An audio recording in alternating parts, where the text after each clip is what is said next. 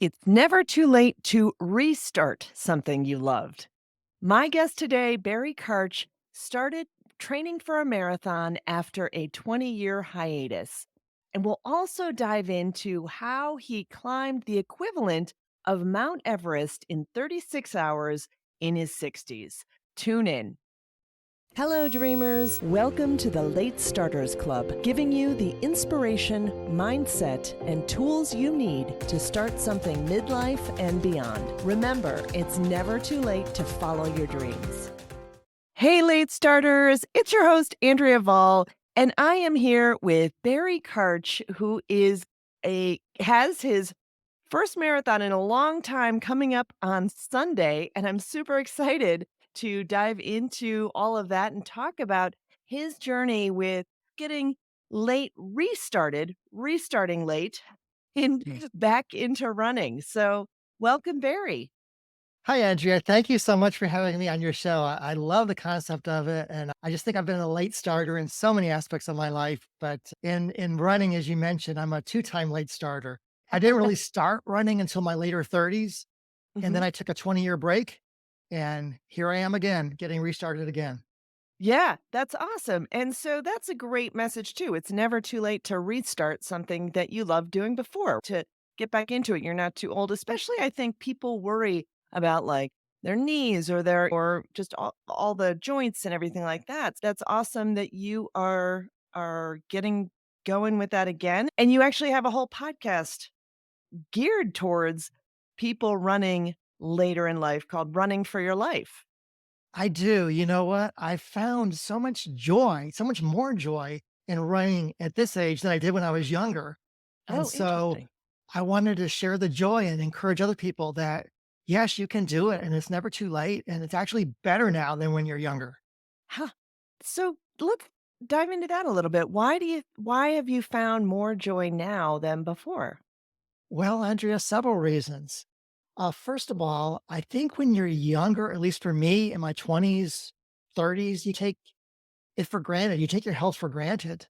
You think running, no big deal. I should be able to run or I should be healthy. But Mhm. when you get a little older, I'm in my 60s now, early 60s.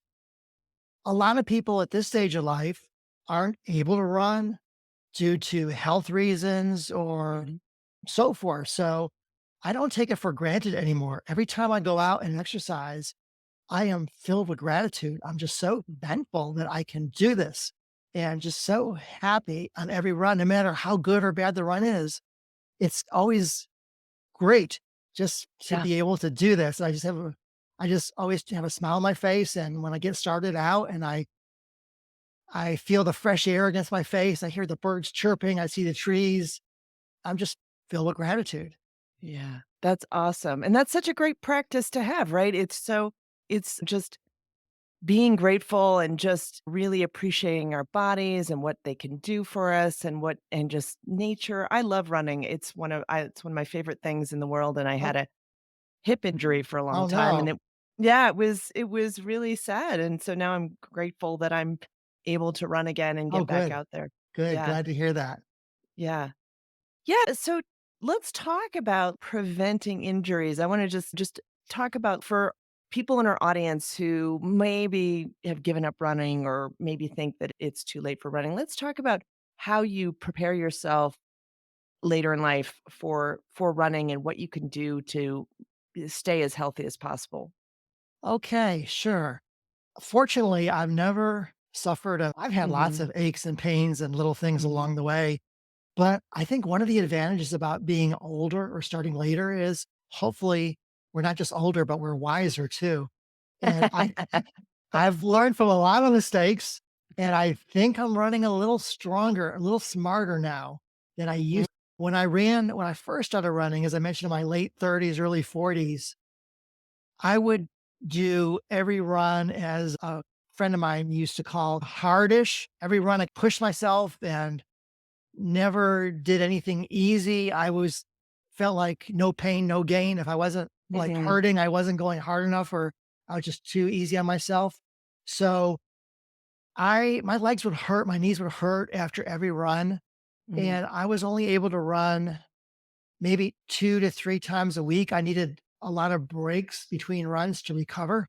Mm, Strange thing now that I'm older is I found that I'm counterintuitively more durable. I don't mm, get injured or sore or aching like I used to. I've been running 5 days a week now, and I mhm, feel pretty good all the time. And I just think it's 'cause smarter. I've gotten mhm, smarter. And what it is, I've learned how to vary the runs. I'll do one long run a week. I'll do one run we call speed work, where I go at a higher intensity but shorter duration. mhm, And then my other 3 runs are what's called, it sounds like an oxymoron to me almost, but it's called a recovery run. Like, how do you mhm, recover while you're running? But it's called a recovery run, which is an easy, relaxed mhm, pace. It's maybe mhm. a 4 out of 4 or 5 out of 10 effort, which I never used to do. And Yeah, so I'm enjoying those runs, and I've just it's enabled me to do more and get better without getting yeah, hurt. yeah, yeah. Yeah, that's great. That's a great having a very clear outline helps, and then you know what to expect, you know, what you're doing and everything like that. Now, let's talk about how that all fits into your marathon training. Is it just like then just extending those longer runs and what provided that impetus to sign up for another marathon after such a long break? Okay. I never expected to be doing a marathon again. This was not planned Uh, uh, whatsoever. I ran 8 marathons previously, the last one being exactly 20 years ago.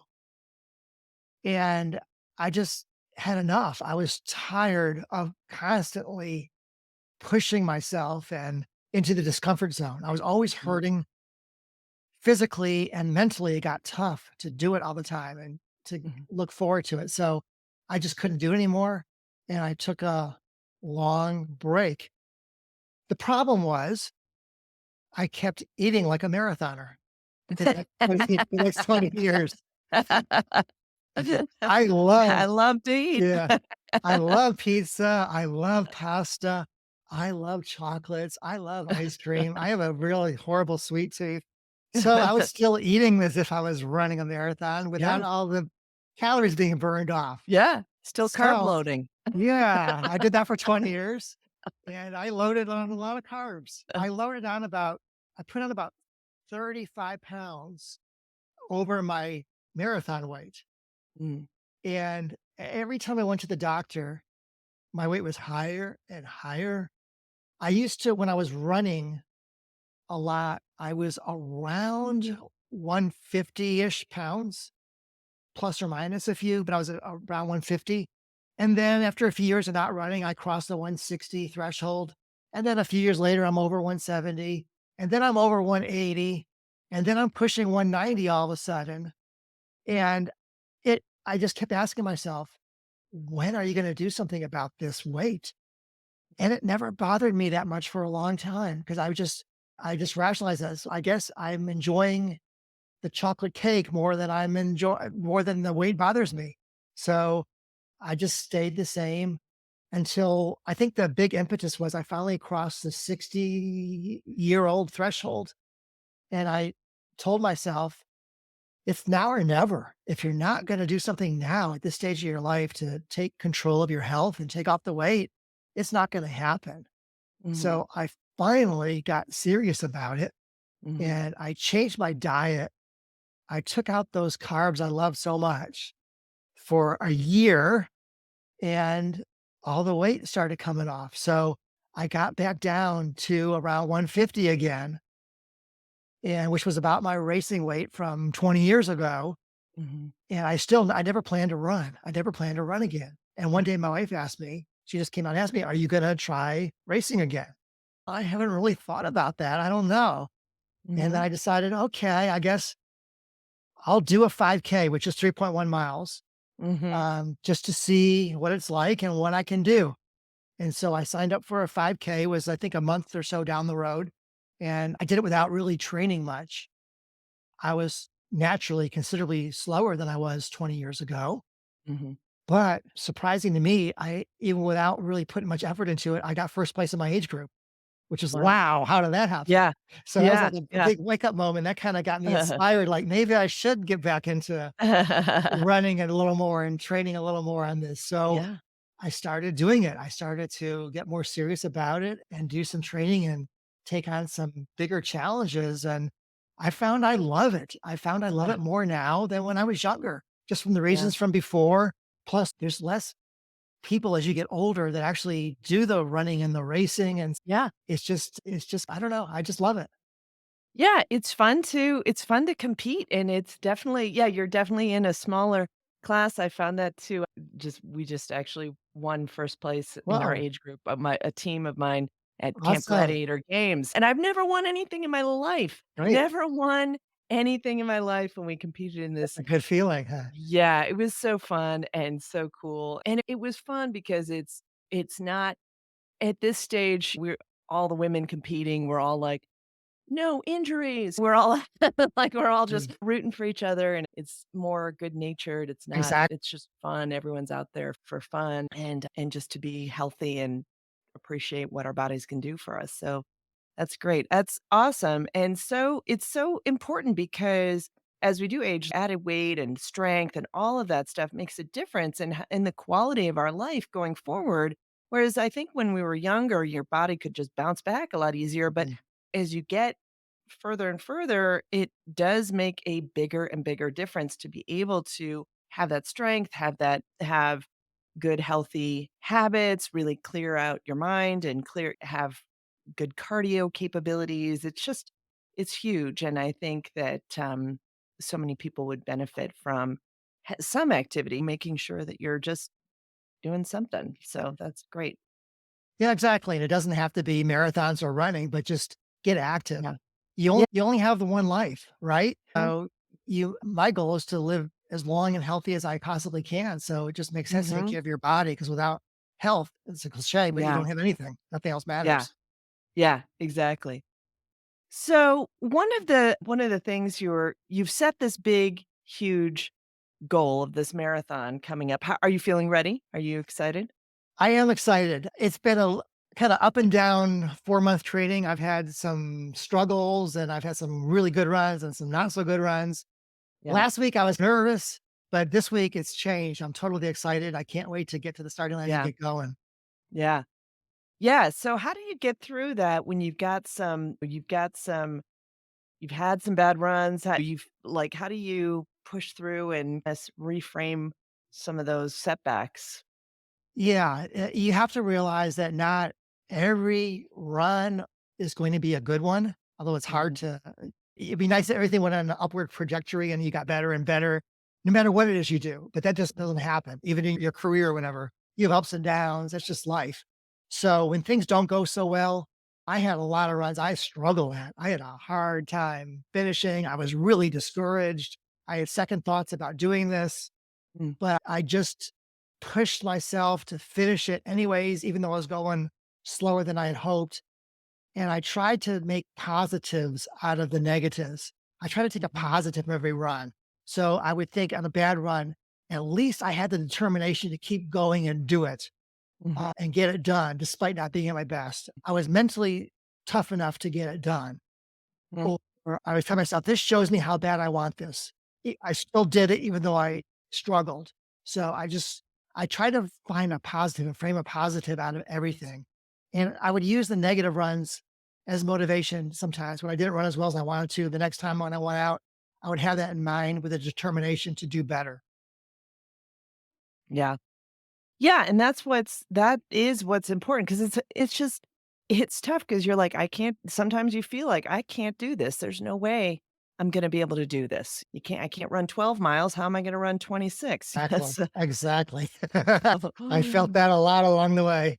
Yeah. Yeah, yeah, so that's great just to take a lesson and keep at it and just say it's gonna be whatever it is gonna be that day, so that's and the good thing is I always found that I did 2 marathons when I was younger, and you're Oh, kinda wow. now inspire me to think, "Oh, maybe I could do one Yeah. now." Yeah, but, yeah, it's just what I found was, like, a lot of times I'd have a really bad one, and the next one I'd feel great. I'm like, "How can I just be, like, feeling so energized the whole way, and last time I was just sucking wind at mile 6, you know? You I know? know. Yeah, it comes out of nowhere sometimes. You unexpectedly, all of a sudden, you feel great, Mhm. and you it didn't expect it, but it's nice when that Yeah. happens. Yeah, for sure, for sure. So, what you've set this big giant goal, and one of the things I know you talk about in your podcast is setting big goals. And so, what do you think is the importance of having a big goal like this? Like, why even do a marathon? What's the I'm glad you asked that question. I came across this concept of a misogi about a year ago. What it is, a misogi is a Japanese concept. It's all about having one big, scary, but exciting year defining goal. Something that you want to do that's going to just energize you and capture your fancy. You're going to think about it all year, and it makes the year memorable. You're like, Mhm, you can think, oh, yeah, 2023 was the year I did this, or mhm, 2024 is the year I'm going to do that.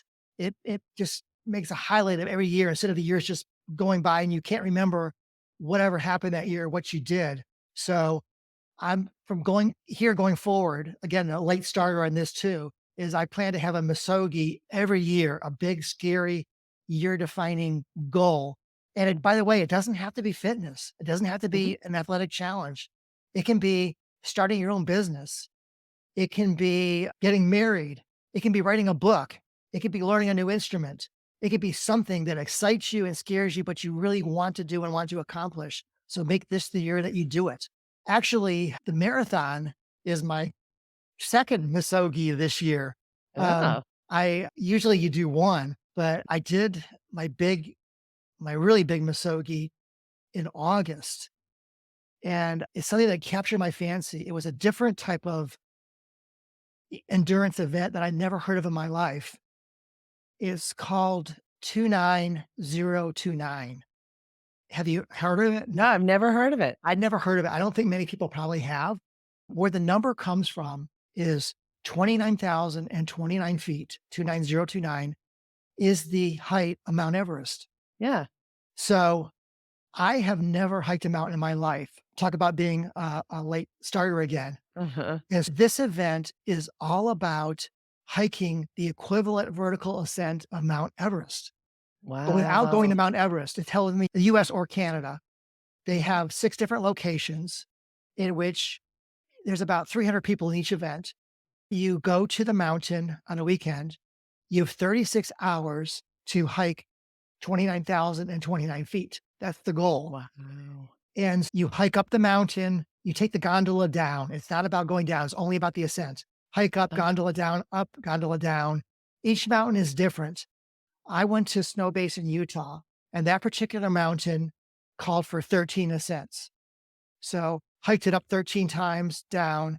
The goal again is to achieve 29,029-foot vertical ascent, to quote Everest, achieve the equivalent vertical ascent of Mount Everest. And I went there in August. Like I said, I'd never hiked a mountain in my life. So I just started doing that, um, started training for it.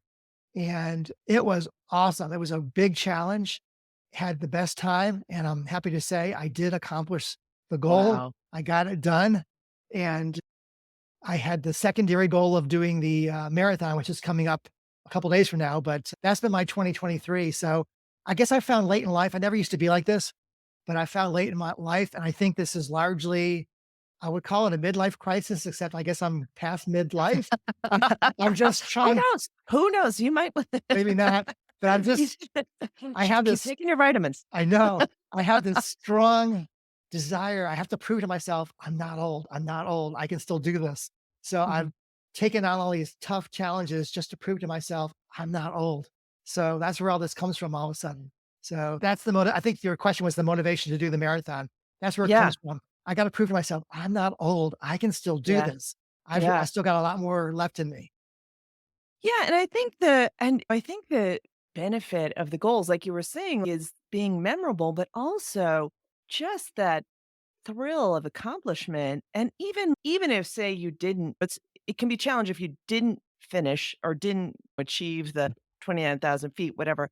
But you're still out there trying. It's about that journey, and I think at this point in our lives, we're recognizing the beauty of the journey in such more powerful ways that we're really appreciating the ways we can push ourselves and feel life and live life to the fullest because it is just like about experiences. It's and having that unique experience. That is a cool, cool challenge. And I'm excited to. So, how did you train for that? Did you just go on lots of hikes or did you train at night or Part of when you sign up for this challenge, they provide you with a 20-week training program. oh And nice. so I followed the program. It had hiking in it, yes, which is a little hard for me to do because I'm not in a mountainous area. Right. Did the best I could with what's here. I found some people in my general area who were registered for the same challenge. I hooked up with them and we did some hiking together. And a lot of it was running too. It was run Mhm. just to build the endurance and the leg Right. strength. And then some of it was on treadmill. I did treadmill with 20-30% inclines on it. Yeah. Used to that. But Stairmasters. yes, yeah, yeah. Yeah, but that's how I train for it, but I love what you just said too about the journey, and that is one of the things that I found to be so different about doing this now is when I was younger. When I was younger, I didn't really like the journey. I didn't appreciate the Mhm, journey. I just couldn't wait for the event itself, but I felt like the journey was a pain or a chore I had to get through.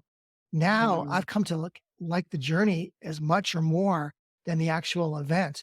I love the training. I've come to love training. I've loved to I've made a lot of connections along the way that other people doing the same things. mhm, I've just thoroughly enjoyed it and just building the strength, building the memories, doing it. So I think that is so important is to enjoy every day and every step of the way along the process. mhm. Yeah, yeah, that's awesome. That is cool. So then did you have to during this did you sleep at all during the sleep on the gondola down? How did you do Yeah. that? Mm. You have the 36 hours to use as you wish. Mhm, So the first day, the event starts at 6 a.m. mhm, And I knew I had to get 13 ascents again to complete my event. I knew in my head I needed to get 9 or 10 the first day, 'cause mhm. the second day goes to 6 p.m. and it's over. I knew I had to get 9 or 10 done the first day to be in a reasonable position to get accomplish the goal. Yeah, So, I was doing ascent number 9 and I was trying to decide. It was getting close to midnight. I started at 6 a.m. It was almost yeah, midnight. I've been going, what is that, an 18-hour day of hiking? I did take breaks for meals, yeah, but I was really tired, getting spent. I was trying to decide, do I want to do number 10? It's going to take me to after 2 a.m. yeah, Or do I want to call it a day and sleep? And I decided I would try to get some sleep after at midnight after number 9 because I felt if I did 10 and it took me if it took me to 2:30 AM, I was gonna have to delay to start the next day that much later. So I right. wasn't really gonna accomplish anything positive, and I feel like I'd feel fresher the next day if I get a little sleep. So after at midnight after number 9, I went back to my we were staying in tents in this event.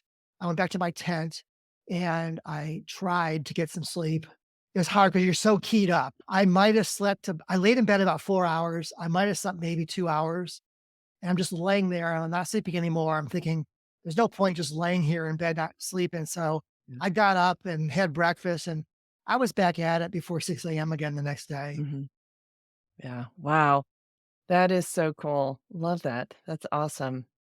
Yeah, and what a how fun. What a huge goal to accomplish. Did you just was were you just flying after that? Were you so excited to meet that goal?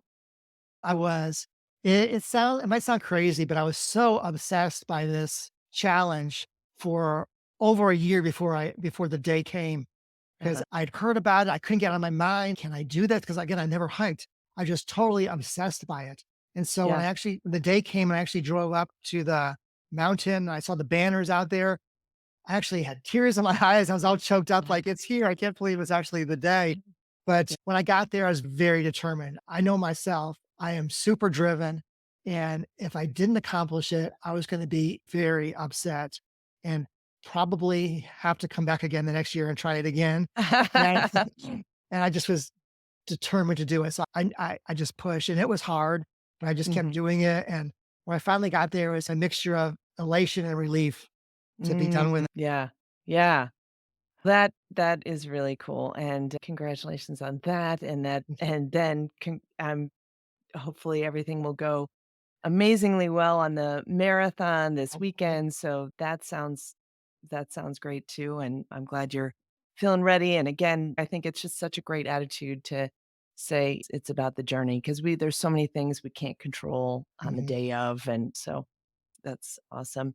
So, Barry, this has been so fun. As usual, I do like to always check and find I'm such a quote junkie. I love to ask my guests their favorite motivational or inspirational quote to share with our listeners. My new favorite quote, and this is actually coming from one of the founders of 29029. He says, "Remember tomorrow." And what that's the quote, short and sweet. What he means by that is, how are you going to think of yourself and your effort tomorrow if you quit today? Remember tomorrow. What are you going to be thinking about this? Yes, it's getting tough now. Yes, it's super hard. Yes, you hurt.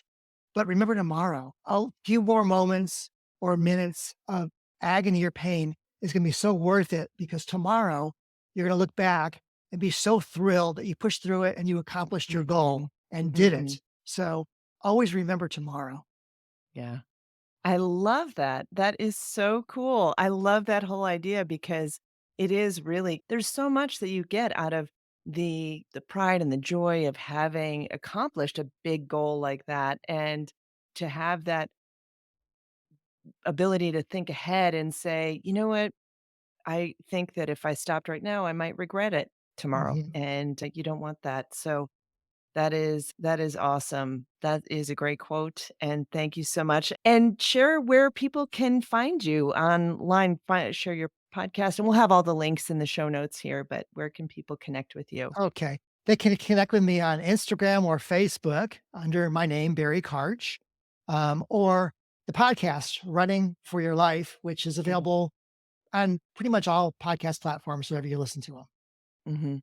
Awesome, awesome. Thank you, Barry, for your time, and good luck on Sunday. I'm so excited for you. Just let me know how it goes. Okay. Thank you so much. I really enjoyed it. Thanks for having me. Yeah, thanks. Bye, everyone. Hope that was helpful, and make sure you grab the free guide, Top Tools for Late Starters, on the website at latestartersclub.com. And let's turn dreaming into doing.